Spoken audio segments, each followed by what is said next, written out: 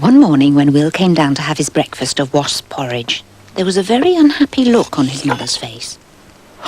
Oh, heavens above! This place is looking like a pigsty, she said. I don't know when these doors last had a coat of paint, and the kitchen hasn't been whitewashed for years.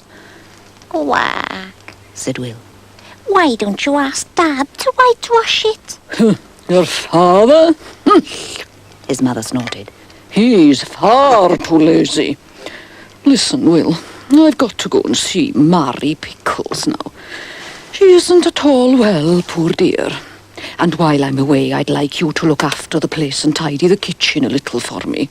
Oh, and fetch some snails from the garden for dinner, all right? All right, Ma'am.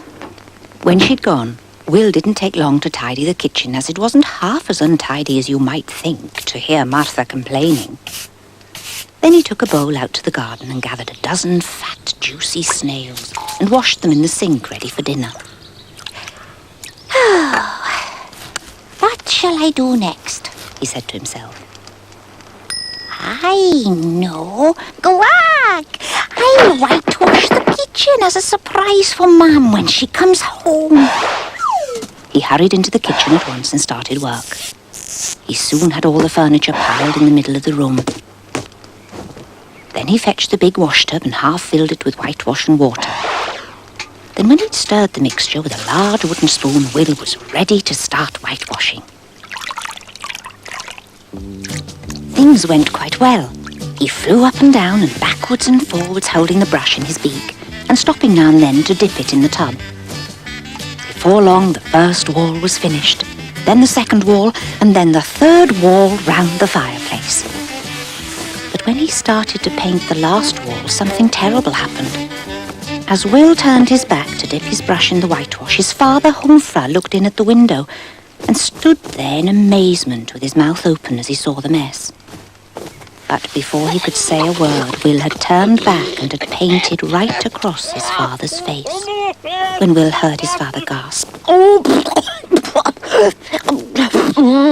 he had such a fright that he let go of the brush and it fell down into the tub and splashed more whitewash over Humphrey.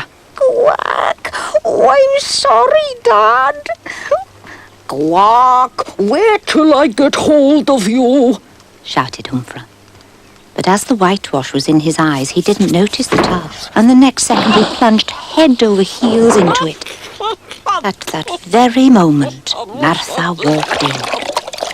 Great snails! Oh, there's a snowman in my kitchen, and it's alive! No, Ma'am. It's Dad. cried Will tearfully. Of course, it wasn't long before Martha had marched Humphrey out to the backyard and set Will to pump water over his father until he was quite clean. Then she gave him a large spoonful of medicine so as not to catch cold and sent him to bed to get warm. When she saw how well Will had whitewashed the kitchen, she didn't have the heart to give him a row for whitewashing his father. That night, Will smiled and giggled to himself in bed as he remembered his father covered in whitewash. Good night. Quack. Quack.